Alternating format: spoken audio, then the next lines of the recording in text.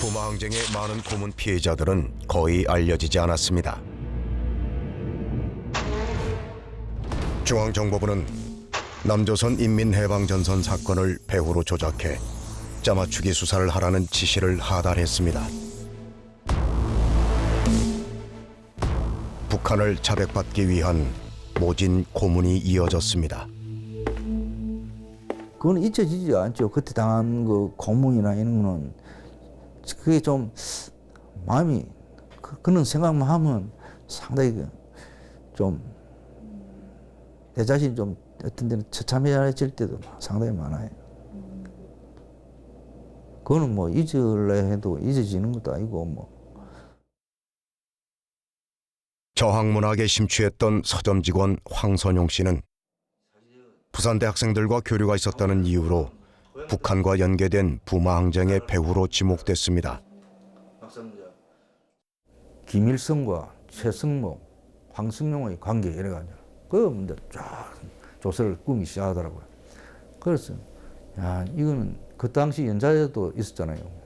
고문도 고문이지만 내 하나 죽으면 끝날 일을 이 많은 사람들이 있는데 나로 인해서 이름만 나오면 내 입에서 연행되어 오니까 내가 마음이 너무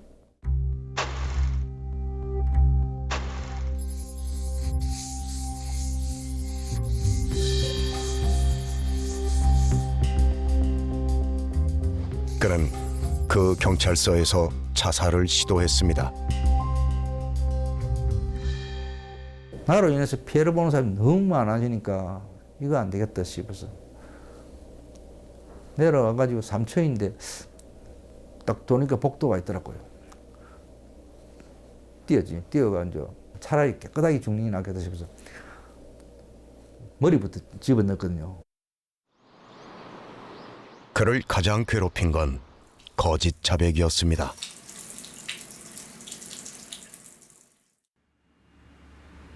민주화운동 과정의 고문 피해자들 상당수가 상당한 심리적 타격을 입는 원인 중 하나입니다. 고문 피해로 인한 어떤 그 트라우마는 다른 트라우마에 비해서 엄청나게 그 심하고 그 다음에 아주 굉장히 오래가는 특징이 있는 것 같아요. 자기가 어떤 그 폭력 경험에 대해서 상당히 그 어떻게 할 수가 없었다 하는 그런 어떤 그 무력감이라든가 어떤 자기 비하, 거기다가 자기만 살려고 했다는 거에 대한 어떤 죄책감? 두 사람은 부마항쟁 당시 고등학교 3학년이었습니다. 경찰은 고3인 두 학생에게 파출소 방화, 경찰관 납치기도 누명을 씌웠습니다. 중부서 가자마자 바로 변하다. 무조건 방화범이래. 무조건. 그런데 저거는 방화범을 찍어놓고 조사를 시작하는 거다. 20살도 채 안 된 고등학생에게 가혹한 고문이 이어졌습니다. 옷을 벗으라고 그러더라고요.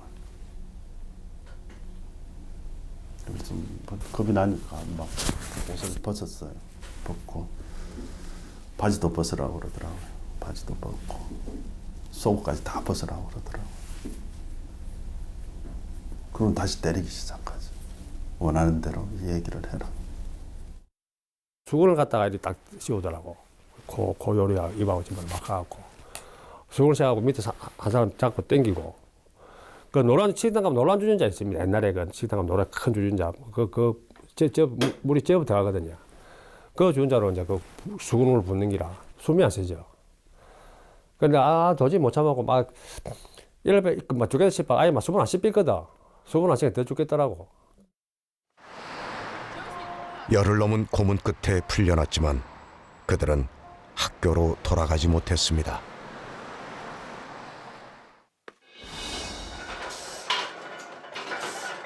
철공소에 다니던 한영식 씨는 대학생 시위를 조종했다는 누명을 썼습니다. 말이 안 통해 무조건 하고 이제 어디서 어떻게 이제 데모대를 이끌고 여기까지 올라왔느냐 이거예요. 그러니까 전혀 상황이 이제 모르는 상황이잖아요. 나는 차라리 구경을 했으면은 아 사람들이 어떻게 모여가 어떻게 하더라 이런 말이라도 하면은 막 그 고통은 안 받았을는지 모르겠죠. 10월 18일 검거돼 경찰서 두 곳을 오가며 온갖 고문을 당했습니다.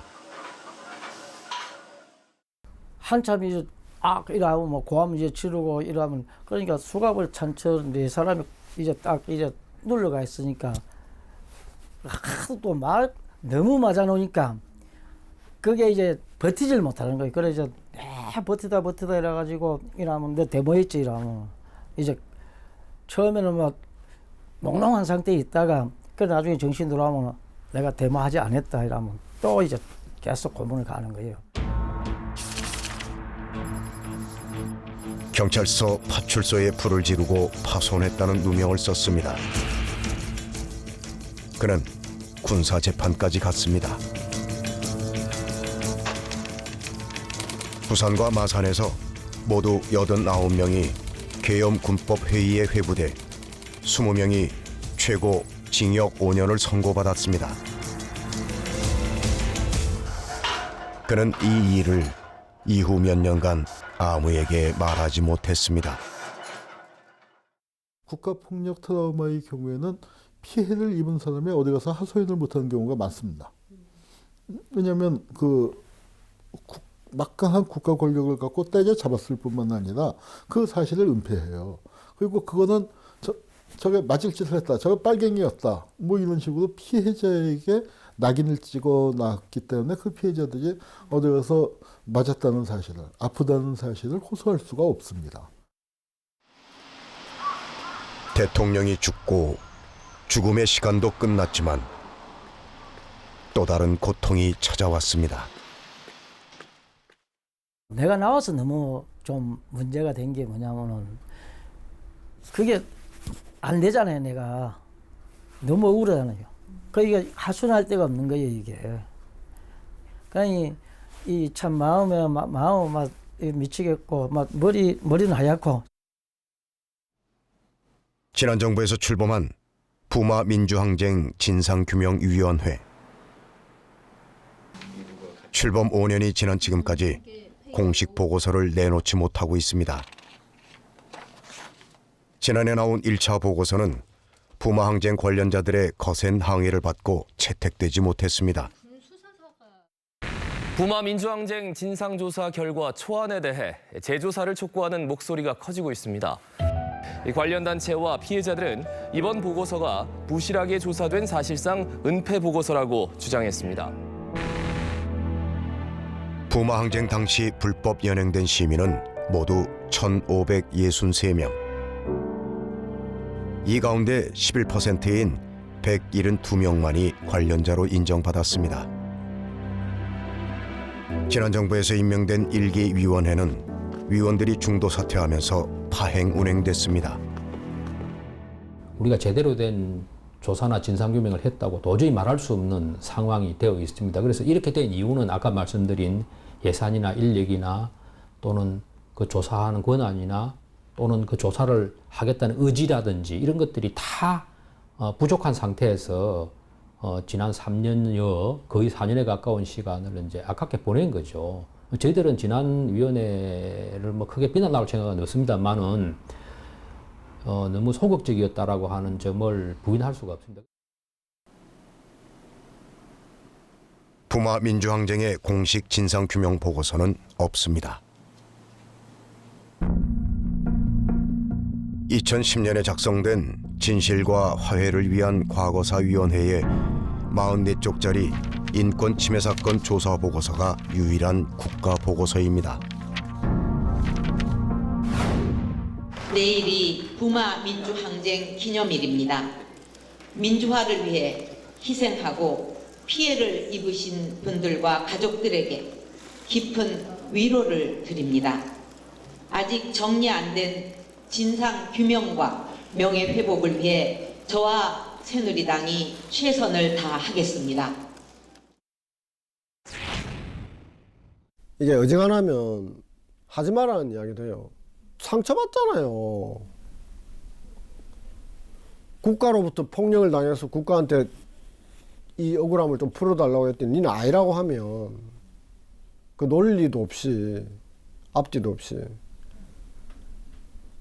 위헌인 것만으로는 뭐 손해배상 책임 성립할 수 없다는 식으로 그걸 제가 그 의뢰인들한테 1시간, 2시간을 설명해도 못 알아들어요.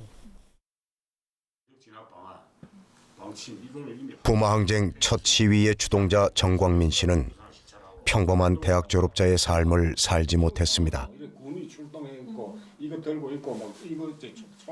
정과자 꼬리표가 그를 따라다녔습니다.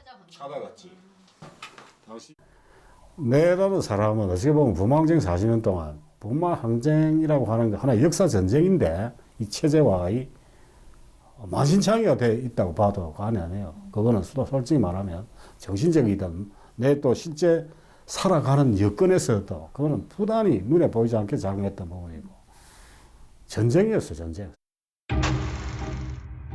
2014년 그가 제기한 형사 재심 신청은 1심에서 기각됐습니다. 법원은 재심 대상이 아니라고 했습니다. 2심 법원은 3년을 끌다가 그의 긴급조치법 위반 혐의에 대해 무죄를 확정했습니다. 그런데 법원은 또다시 황당한 판결을 내놓습니다. 고문과 폭행을 가한 국가에게 책임을 물을 수 없다는 것. 그가 제기한 손해배상 소송은 기각됐습니다. 아니 당시 국가공무원들이 뭘 잘못했느냐. 위헌인 그 긴급조치인 줄 알고 그 당시 그랬겠냐. 위헌은 나중에 된 거 아니냐. 그 당시를 기준으로 그 공무원들은 평균적 주염을 가지고 국가에서 해라는 대로 했기 때문에 그것을 국가의 잘못으로 볼 수 없다. 이런 논리입니다. 그런데 이 재판의 진행 과정은 석연찮은 점들이 많았습니다. 그때만 하더라도 우리 변정철 변호사도 그렇고 뭔가가 상당히 좀 고무적인 것 같다. 뭐 좀 인정하는 분위기가 아니냐. 이러고 상당히 기대를 하고 있었는데 어느 날 갑자기 인사이동이 되고 그 판사가 바뀌어 버렸어요. 바뀌었고 원고가 신청한 증인들이 모두 채택됐는데 바뀐 재판부가 이들의 증언을 모두 인정하지 않았습니다.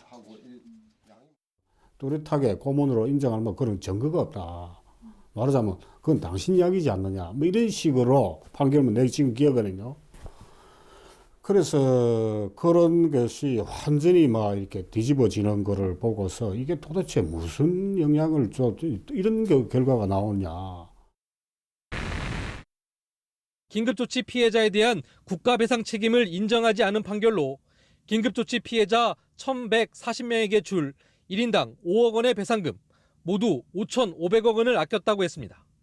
과거사 피해자들에게 줘야 할 돈을 묶어놨다며 그 금액까지 자세히 계산한 뒤 박 전 대통령 앞에서 자신들의 치적처럼 홍보한 겁니다. 부마항쟁 피해자들은 국가로부터 다시 한번 상처를 받았습니다. 부마항쟁 관련자들이 제대로 된 국가 배상을 받은 경우는 손에 꼽을 정도입니다. 영장 없이 체포해서 사람을 잡아갈 수 있도록 그렇게 한 법인데 긴급조치법이. 그건 국가 이름으로 미안하다고 해야죠. 미안하다고 하고 그 불법 구금에 대해서 사죄하고 보상하고 해야죠. 하지 말라고 해도. 그런데 그걸 대법원이 나서서 그런 정말 말도 안 되는 논리를 만들어내고 그 법의 이름으로 더 상처를 주고 저는 같은 법조인으로서 정말 이해하기 어렵고 용서하기 어렵습니다.